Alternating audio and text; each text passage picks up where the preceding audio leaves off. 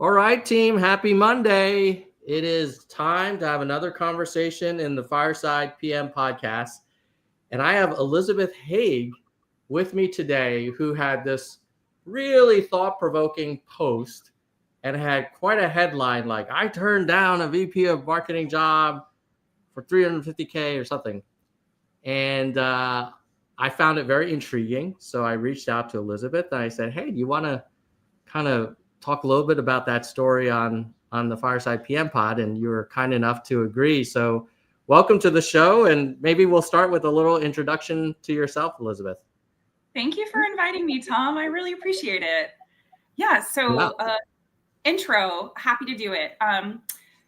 Two-time exit, won a award for Georgia's most inspirational woman for pro bono mentorship by BIPOC women in this community. I shaped a 2.3 billion valuation brand. I've been in the marketing game for 15 plus years. I like to put the plus emphasis on the plus because people get scared when they hear like 20x years. So just being real. Like I said, 2 exits, and I'm happy to talk about literally whatever you guys want on job search and what's going on right now and all the crazy stuff happening out there in the world. Yeah, I definitely want to hear about that story where you considered going to what maybe on the initially seemed to be a promising opportunity. But you said something that struck me, the 15 plus versus over 20, let's say. That's a real thing. It From your perspective. Yeah. Mm-hmm. Have you seen that firsthand, or is it like what you've just heard happen? What do you think is the mentality? Yeah. Oh my God. You're going to unwrap a whole invisible knapsack, aren't you? Like just like a very deep conversation. One, I'm probably not intelligent enough to speak very deeply on, but just sharing my personal experience. You know, I think that there is, as a marketer, you have to be a good marketer. You have to be a good marketer of yourself. Classically, marketers, when they're looking for jobs, struggle to market themselves. And that kind of leads into a larger, broader discussion that I think might be really helpful for this podcast live session for us.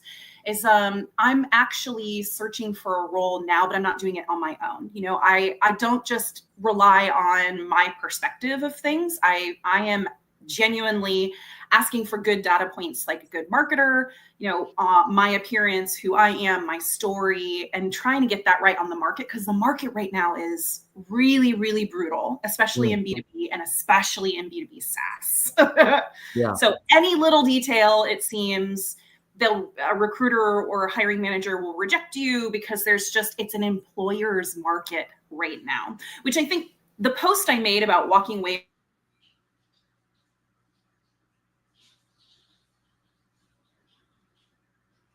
Uh-oh. Elizabeth, you're frozen.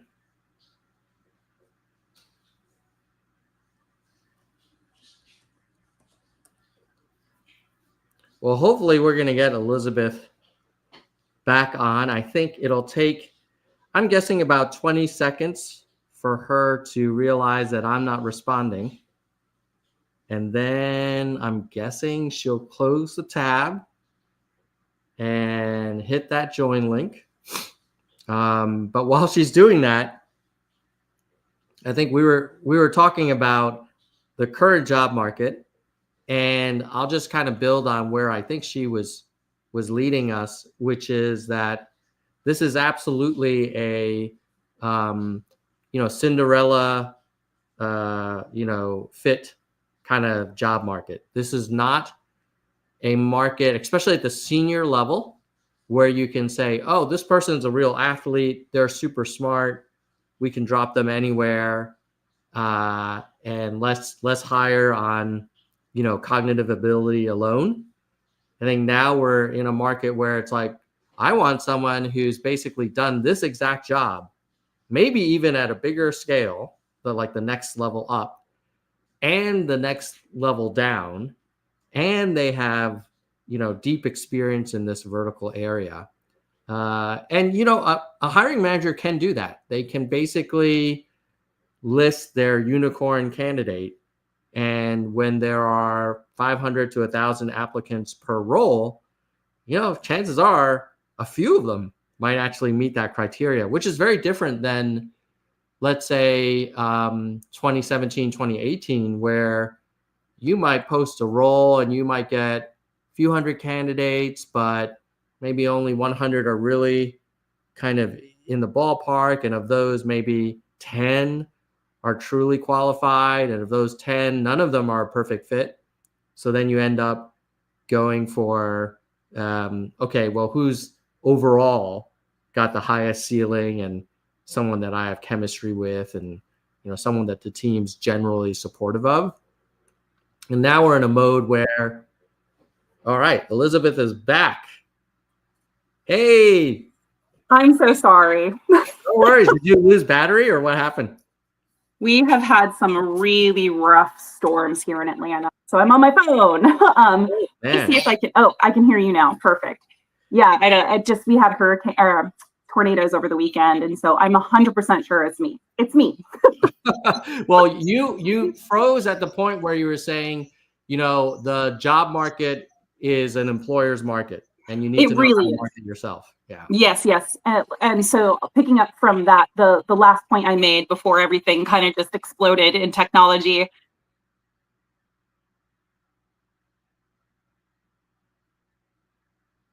Oh, no.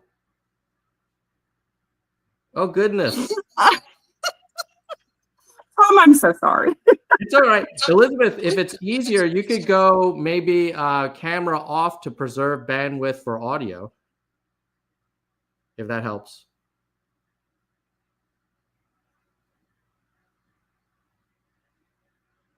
Hello. What a bummer. Well, I can hear you now. If it goes squirrely again, we can try going camera off to have, but let's keep it, because right now it's working. We'll see how it goes. Oh, technology. Of course. I've been remote since 2011, so this is like nothing new. So yeah, keep going. It's an employer's market, and you got to know how to market yourself. Yes. So an employer's market means that literally any small thing, it feels like these employers can pick and choose because there are so many of us on the market, right? And so we have to be very competitive. So just back to that original question, it just kind of seems like, you're just trying to do a dance and trying to figure out what's going to appeal. So it's all a mess. Yeah. One thing I noticed is, that there are instances where not only do you have to have that perfect Cinderella fit for the role, but also you have to either hope that the recruiter who's screening the first round of of applications has a good eye. And in the ChatGPT world, it's hard for them to discern, because everybody's resume is optimized for that job description.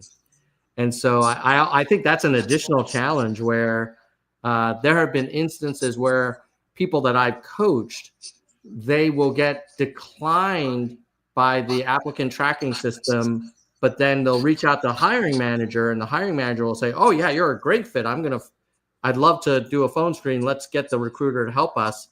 And in the back of my mind, I'm thinking, oh, that recruiter is probably the person that declined that application, or the ATS did it using, some keyword scoring mechanism or some AI. But a lot of hurdles to kind of get over these days to land, especially a senior role. Oh no!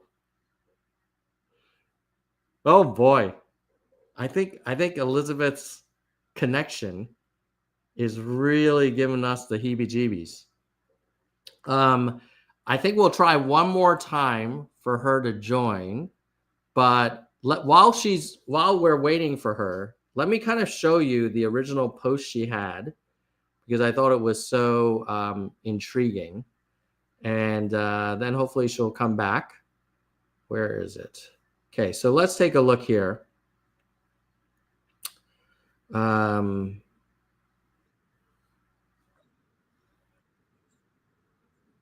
Whoops. Well, we have all kinds of technical issues right now. Hold on, team. It's Monday.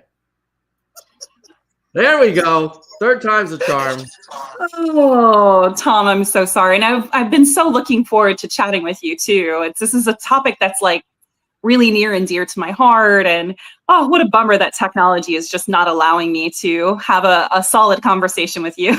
Well, disappointing. We're doing this, Elizabeth. No, we are going to persevere. It's just really like applying for jobs right now. It's brute force. This is basically the same experience. we're not taking no for an answer. Yeah, so, we're gonna do it.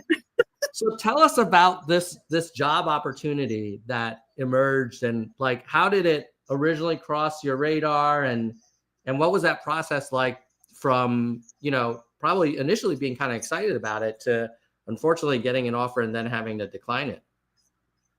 Yeah, one thing I want to give anyone who's listening to this context on is the only reason I was able to ask poignant questions and really understand what I was walking into was because I have had some incredible support behind the scenes.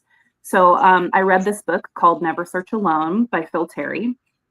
Phil Terry has a free job search community where you can basically get paired up with volunteers that are your peers. And they walk through an entire exercise to kind of demystify who you are, what you're looking for, and what you want to do next. What's your ideal candidate market fit? What are you really looking for, and what are you not willing to put up with? I am by no means a sponsor of this book. I just really love it.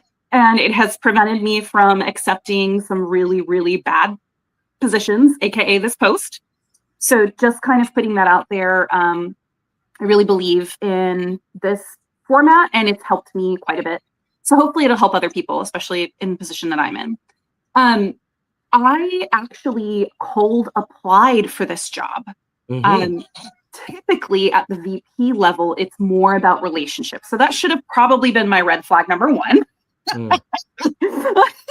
But I cold applied for this and was very excited. It was a smaller company. And the very first experience touch point I had with them, there were red flags. The recruiter showed up. It was post Super Bowl Sunday. It was clear that there was some funkiness in the initial conversation. And I was just kind of like, okay, well, I'll just keep pursuing it because you never know. You never know. And as I kept getting further and further and further into the funnel of this job, things were just not lining up. And I kept asking poignant questions about data and numbers. And finally, when I sat down with the CEO and had a really strong, it went very fast, by the way. So if I did not have all of my internal, here are my red flags, here are the things I don't want, here are the things I do want, I would have missed all of this because it went super, super, super fast. By the time I sat down for the second time with the CEO, I had a list of questions, and it became very, very apparent in that conversation that it was not the right fit for me. How did you, what was an example of something that transpired where you're like, oh, this is probably not going to work? Yeah, the post itself was pretty much, so I had a list of, I think, 7 questions that I asked. There were at this level, VP level, it's very important that I know what are the goals, what are we working against, what's the historical data, what has previously worked in the past, and what support rails do we have in place in order to actually meet the goals that the company has. So once I started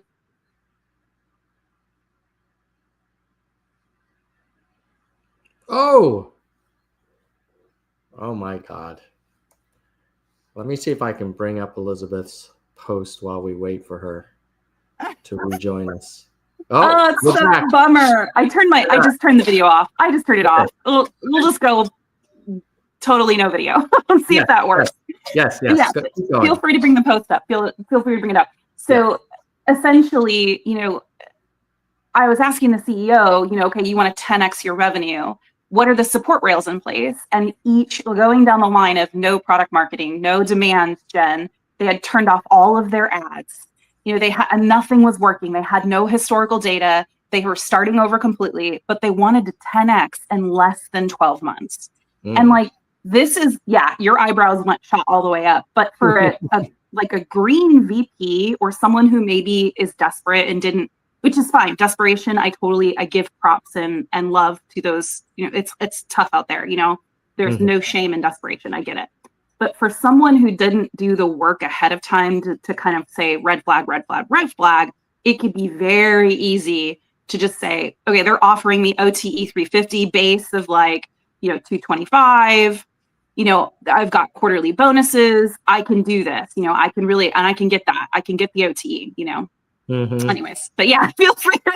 Yes, these are all my red flags. Yeah, no product team. What do you mean, like literally no product team, or no? From what I remember from the interview, they had maybe 3 people in seat, and the finger was pointed at the 3 people in seat, saying they were low performers. So the 3 red flags: poor performers in seat with strong desire to fire and rehire quote unquote better marketers immediately. So you want to 10x your revenue. You want strong economic unit, like you want good economic, like from your demand spend, like you want that to come back with like low CAC, high LTV, but you have no data, no team. It was just no product market fit. And I was like, whoo! And it was a grand total of 1 million for the whole marketing team, including headcount. Yeah. Wow. I was like, yeah, I want a Ferrari. And I also want a maid and a nanny, and I want to live in a mansion, but I'm not doing anything to get any of those things. So I can't expect to have any of that stuff. So what did they have a VP of marketing prior to this? Yes, they had fired. Did you, were you able to find out like what happened, or was that? They quote unquote low performance. Yeah. I was like, I wonder why. See, here's the thing. This is not the only job I've come across that had these red flags, right? Yeah. This is maybe again, I am looking for red flags at roles because my career, I go in, I rehab marketing teams. I fix low morale. That's why I won an award as most inspirational woman in Georgia. I genuinely love to mentor. I love to fix broken processes.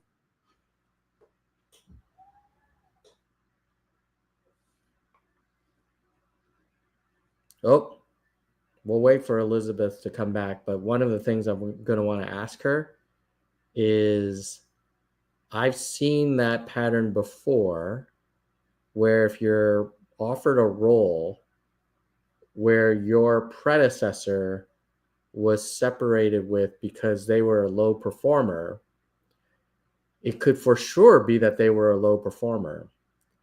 But there are instances where looking for Elizabeth, you were breaking off, so I was filling in some time for us. Can you hear me now?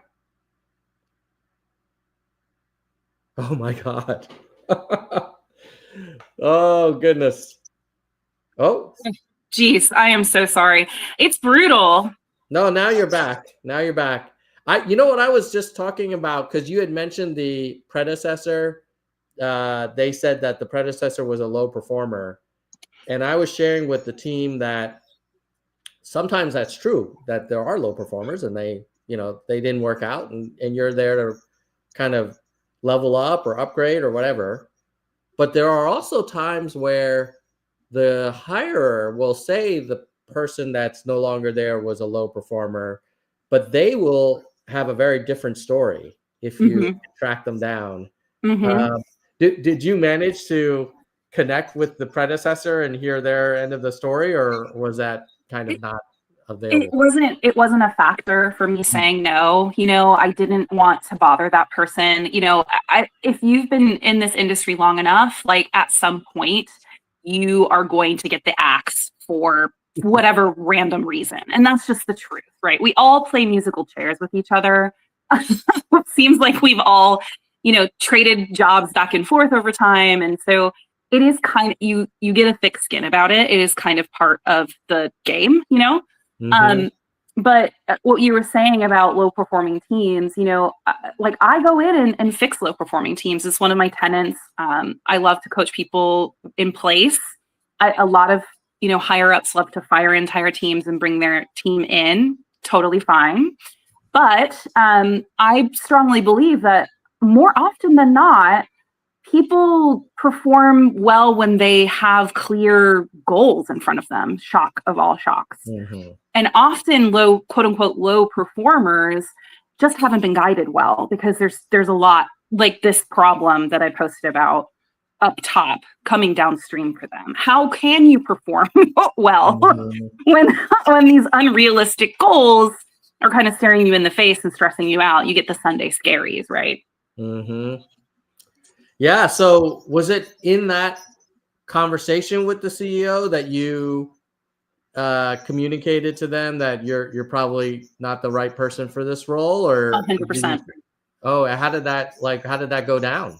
It was well received, and at the end, he also thanked me and said, "You've given me a lot to think about." The job recycled and reposted again about 2 weeks after this experience. So I didn't bother reading the post, because I was like, the posting itself, because I was like, I already went through the whole thing with them. I've got to use my time in other places, but I really hope what I had to say was helpful to them, because that's the whole. It is scary to be blunt and honest, but I'm doing myself and them a disservice if I am not pointing out, hey, you have this goal and I think you can reach it, but there are all these roadblocks in the way.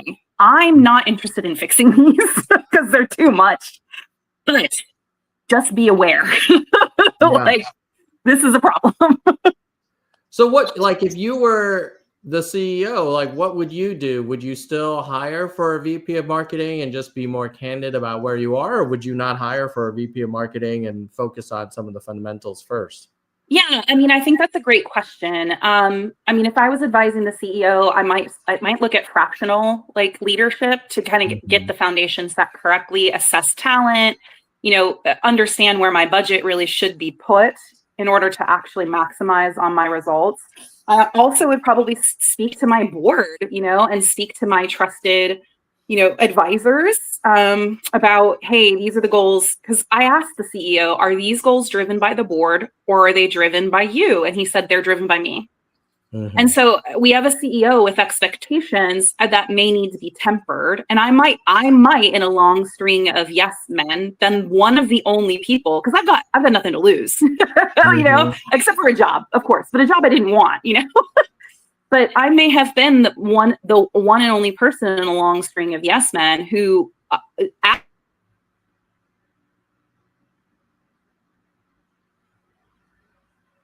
Uh-oh. We'll wait for Elizabeth to come back in. My take on this is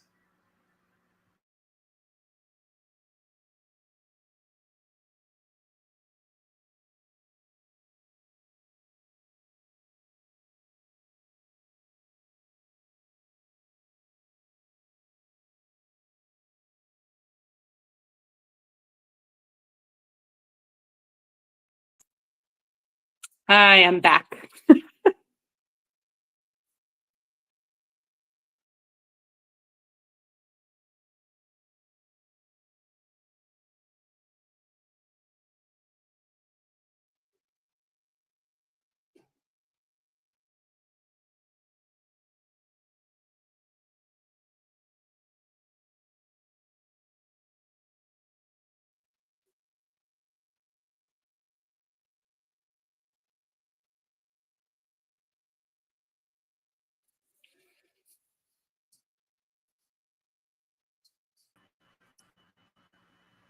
Elizabeth, are you there? It kind of makes you wonder what people in the 80s did, right? Like all of this technology that keeps breaking down. Are we more or less connected, Tom? Dude, my power in my whole house just went out, and then now it's back on, but it's Lovely. blue skies. Lovely. It was raining a little bit, but it's definitely not like what you guys are experiencing on the East Coast. Yeah, I mean the storms are over, but I don't know if there were anyways. Technology, it just kind of makes you wonder. Yeah. So you were where I lost you was you were saying, hey, I maybe the CEO should have brought in a fractional head of Yeah, marketing or something. yeah, Because I have seen that where a startup, I've been at startups where they've run through VP of marketing like a revolving door. And I think oftentimes, and this is coming from a product person's perspective, the product folks often think that their product is fine. of course. And it's all marketing's fault. Well, like, of course. And sales is also like it's marketing's fault. And then marketing is like it's sales part. Yeah, of course. I get it. I totally get it. How do you address that where, of course, you want to be accountable for scalable, effective marketing, but also you want to, help your colleagues in product, let's say, understand that maybe their product doesn't just sell itself either. Yeah. I mean, that is internal communication. Really, really good marketer will understand the push and pull of product marketing or even product management, like what each department has they're up against, because every department has their own goals. And it's my job as the leader of marketing to make those relationships and make them healthy, and that was one thing that really stuck out to me about this job that I was interviewing for and ultimately turned down, was because it just seemed like there was a fracture in those relationships. And that was scary to me. It was really scary to me because that means not only am I behind on everything in marketing, but I'm behind on relationships that are going to be critical to me to create foundation for it. So it's just really scary. Yeah, that's you also talked about how there are folks that they need a role and maybe they've been looking for a while. Yes. How do you what do you think are the red lines where even for someone who's like, I really need to get back in the game, they should just generally never cross, in terms of taking an offer? Yeah, and I had a few people in the comments section on that post be pissed off at me, and rightfully so. I totally honor that anger. How dare I make this flippant post about walking away from life-changing money? I mean, let's be real. This is a lot of opportunity. And a lot of people were just, a lot of people were like, heck yeah, I commiserate. And there were a select few who were angry. And I definitely honor that anger because I felt it myself while looking for a role.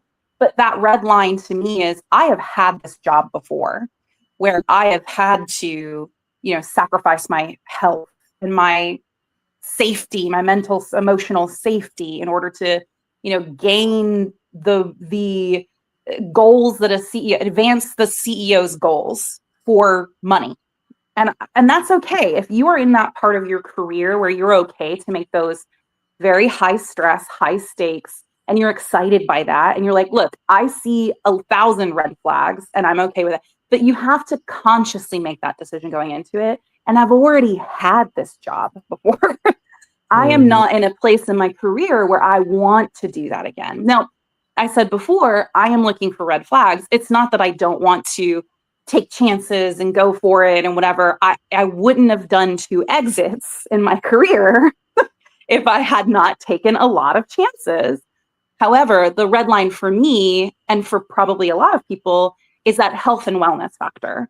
Am I going to be working 80-hour weeks in order to try to accomplish something that is unaccomplishable from even just a simple math on a napkin standpoint? Like the probability has to be more than 10% for me. If it's less than 10%, it's not going to be worth taking time away from my family and children in order to get this done. Yeah, and that makes a lot of sense. And in fact, I've never seen a job situation where you see some number of flags, maybe yellow or red, going into it, and you get there and it's better than you expected, right? So if you're seeing like multiple red flags during the courting process, chances are there's probably other ones that you're going to figure out, day 30 or day 60. And then you're going to be like, oh my God, Oh yeah. What have I gotten myself into? And I think too, it depends on your personality. I'm a person that cares a lot. I care very deeply about people. I care very deeply about doing good work, and that's part of my personality. And there are a lot of people who are like, churn it and burn it. There are comments that were great. I love the diversity of thought. They're like, I would just take this job and keep looking, like Oh, kudos to those people. They rock. Like, for me, it's just all based on personality. I can't take that risk. I get too emotionally involved. I want to be someplace for a while. All of those things. yeah. So Yeah. So then that there is that mentality of, okay, take the job, kind of go through the motions while you're looking for something else. Yeah, that's Mhm. an approach that I would struggle with. Me too. But I also respect that they're being like extremely pragmatic. And they're Exactly. probably saying, hey, who knows? Maybe the stars will align and this thing will take off. And worst case scenario, you've got kind of a very difficult challenge, but you give it your best shot, and then something else will pop up, Mhm. afterwards. Yeah. Interesting. That's why I give honor to people. And then what I use the word desperate is not exactly the best word, because that's not really, I give honor to that space. It's like, you don't have, you can take the job, do your best work. If something better comes along, that is a very positive way of looking at it. I'm like you, I would struggle with it. I struggle with that concept. Yeah. So what do you know what happened to this company? Like, did they find someone, or are they still on the I did. lookout? I haven't kept up. I got a very like canned rejection email afterwards, or a very like not rejection email, but like a we're parting ways email. And I was Mhm. like, yeah, no, duh. Um, it's totally fine for legal reasons. I'm sure they had to do that in order to like have it in writing, that kind of thing. Mhm. But I have no ill will towards this company. I genuinely hope what I had to say was helpful to them, and that they're able to find the perfect person to really fill that role, and that they achieve, because they have a great product. So like if you scroll to the bottom of this post, you can see Mhm. all of the things that they had. They had a really good revenue. They had a product that seemed really great, big Mhm. revenue. It seemed like they were established, their brand was decent. But once you scratch that gold off of it, you could start to see there is green underneath, Yeah, like so they had decent ARR already. Yes, they did. They were quickly approaching 50 million ARR and going to be exploding into the next category of up to 100 million ARR. Yeah. Problem with it is that like their products and verticals were just not, they were starting from scratch on a lot of things. Like they had not really invested in marketing, and it was just their business model was starting to get a little wobbly, which is interesting, because you think once we make big enough revenue, shouldn't those things be set? Not always.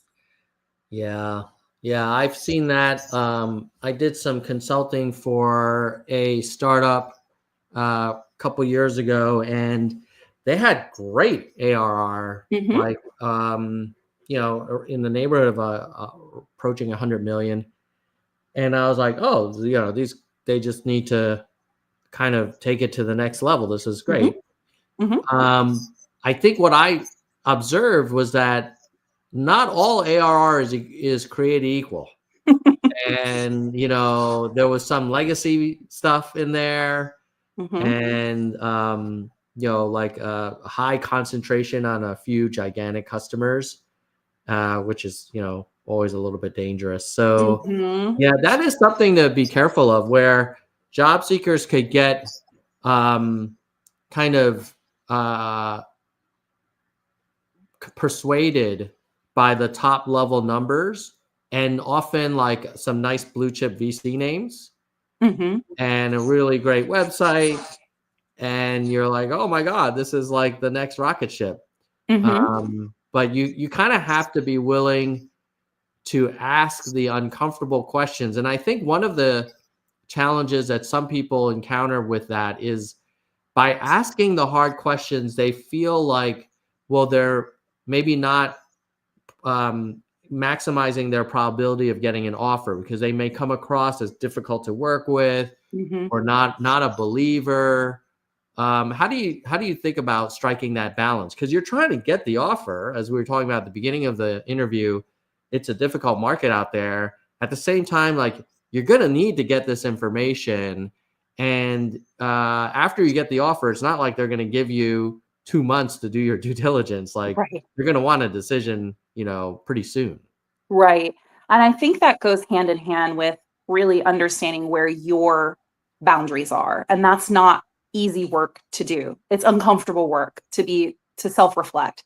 And it's one of the biggest reasons I joined a cohort of other people in a similar situation as me, who would be more than happy to be honest with me and give me feedback on the things that I think are relevant or maybe not relevant.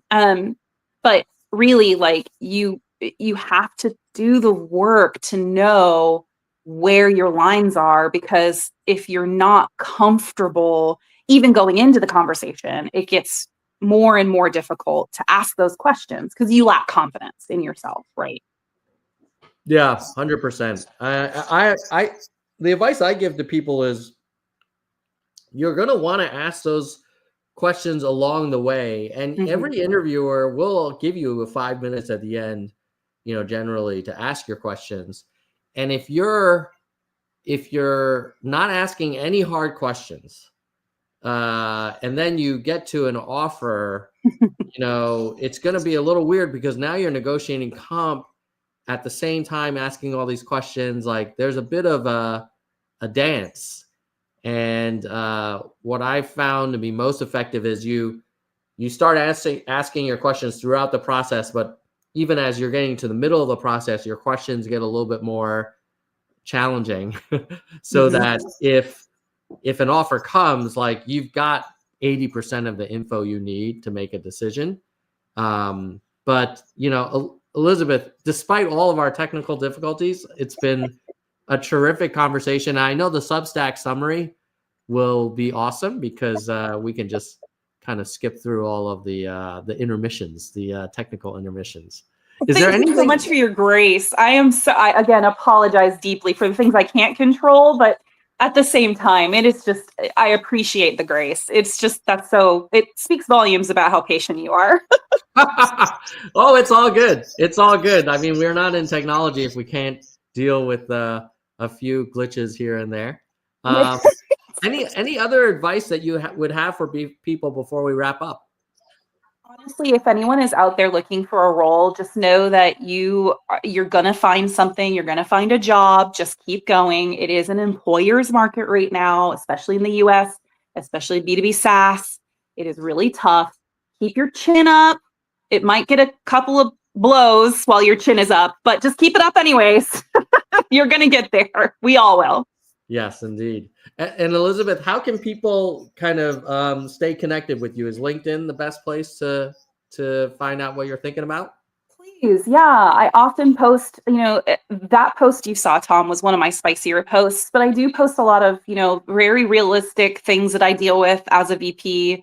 I consult, and so I run into a lot of problems. My job is to fix problems. So I post a lot about that on LinkedIn. So if you like that kind of content, come on over. And you can always send hate mail to me at elizabeth@wildcatecho.com. I accept all hate mail. Be careful with I've gotten some good ones. I've gotten some really good ones. Maybe we'll have to have you back on in the future to talk about what are some classic kind of turnaround situations you've seen in your consulting work. Yes, I would love that.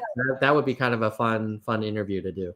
I have so many amazing stories of just pulling people out of the weeds and helping them like really accomplish their goals. And like I said, I did 2 exits. So, if I didn't love doing this kind of stuff, a comeback underdog story, then I wouldn't have those in my portfolio. So anytime, Tom. I love it. Well, hopefully you'll have a wonderful rest of your week. And sorry to hear about all the kind of extreme weather y'all have been encountering. And fingers crossed, everything goes smoother for the rest of the week. Likewise. Happy Monday. Happy Monday. Take care, Elizabeth. Bye-bye. Bye. All right, Elizabeth Haig. So first of all, if you've made it through this far, congratulations on your persistence, or you're probably, maybe on a drive, or this is playing on the background tab while you're playing poker or doing the dishes. Here are my 3 takeaways from my conversation with Elizabeth, for what it's worth. I think the first is that as much as people are excited about starting a new role, you really have to do your due diligence, because the grass always appears greener on the other side of the fence. And no matter how much diligence you do, there's probably a few little, phyto droppings in that other lawn that you're going to have to deal with. So the more that you can uncover early, the better. But also in terms of your calculations about what offers to take, versus either staying in your current role or looking for, better opportunities, I think you really do need to apply what I'll call the honeymoon discount, which is to say, whatever you think of this company, assume it's at least 20 to 30% more challenging than it appears. And it's not necessarily that the employer is not being honest. There could be legitimately and genuinely bullish on their product, and they think everything's great. But you as a candidate may come to a different conclusion when you get there. So one is apply the discount, have that buffer. And if you still would take the job, even with that 30% buffer, then, go for it. The second takeaway is probably be mindful about the goals that were set. I think with Elizabeth's story, what really helped her was she knew exactly what, and this is a credit to the CEO, she knew what the CEO's goals were, 10x revenue. And she then looked at the current state of affairs and decided, okay, in order to do that, we're going to need certain things in place. Some are in my control, some are not. And then she concluded that, okay, I don't have enough cards in my hand to make a straight. And I know you want one, so it's probably best that I not play in this hand.